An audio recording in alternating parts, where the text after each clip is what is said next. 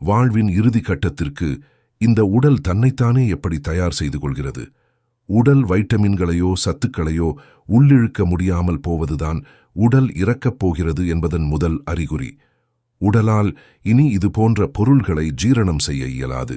உண்மையில் இப்போதுள்ள கண்டுபிடிப்பின்படி இது போன்ற சமயத்தில் செயற்கையான சத்துக்களை உடலில் செலுத்துவது உடல் இறப்பை மேலும் அசௌகரியமானதாக ஆக்குகிறது. உடல் சார்ந்த அறிகுறிகளில் உடலில் உள்ள செல்கள் கூட இறுதி நிலையை அடைகிறது. மருத்துவ சொற்களில் சொல்லப்போனால் வாழ்விலிருந்து வீழ்வது. உடலின் செல்கள் வளர்ந்து முதிர்ந்து இறந்து போவதில் ஒருவிதமான ஒழுங்குமுறையை கடைபிடிக்கின்றன. நாம் இறப்பின் அருகே வரும்போது சக்தி நிலை பெருகி உடல் ரீதியான செயல்பாடு குறைகிறது. செல்கள் இயற்கையின் இயல்பான தொடர் விளைவில் மாறுபாட்டை உணரும்போது தாங்கள் இனிமேலும் உடலின் வளர்ச்சியில் பங்கு கொள்ள வேண்டியதில்லை என்பதை உணர்ந்து தங்களது செயல்பாட்டை நிறுத்திக் கொள்ள ஆரம்பிக்கின்றன. இறப்பின் விளிம்பில் உணவை எடுத்து அதை ஜீரணம் செய்து உடம்பிற்கு தேவையான சத்துக்களாக மாற்றுவது நின்று போகிறது. பதிலாக ஆன்ம உணவை ஏற்று அடுத்த நிலை மாற்றத்திற்கு கொண்டு செல்ல வேண்டிய தன்னுணர்வு மற்றும் ஆன்ம அடையாளங்களை தயாரிப்பதில் சுயம் ஈடுபடுகிறது. களைப்பு மற்றும் சோர்வு அதிகரிப்பதை உணரலாம். அவரால் தானாகவே நகரக்கூட முடியாது போகும்.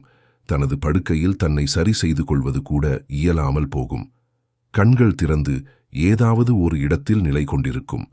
பல மணி நேரங்கள் சுயுணர்வின்றி அமர்ந்திருப்பது நிகழும். ஏனெனில் அவர் இயற்கையின் வேறு ஒரு தளத்திற்கு சென்று விடுகிறார். சில நேரங்களில் இதுதான் அது போல் இருக்கிறது என்று முணுமுணுப்பதை கேட்கலாம். தூங்குவதில் செலவிடும் நேரம் மெதுவாக அதிகமாகும்.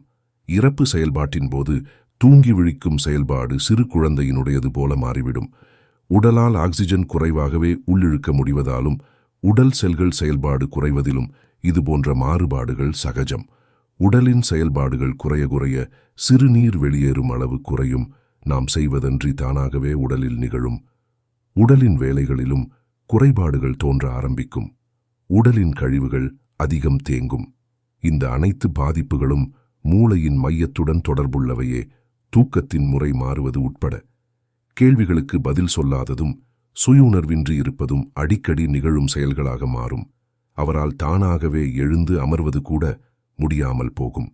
இந்த கட்டத்தில் தங்களது அடியாழத்தில் நிகழும் மாறுதல்களால் தங்களுக்குள் என்ன நிகழ்கிறது என்பதை என்னுடன் சொற்களால் அல்லது உணர்வுகளால் பகிர்ந்து கொள்பவர்கள். எல்லோரும் வெளிப்புறத்தில் அது மனச்சோர்வு போல அல்லது தூக்கம் போல தோற்றமளித்தாலும் இது உண்மையில் சொல்லப்போனால் இறப்பு நெருங்கி வருவதால் ஏற்படும் உள்முகமான திருப்புதல் மற்றும் உள்தளத்தில் ஏற்படும்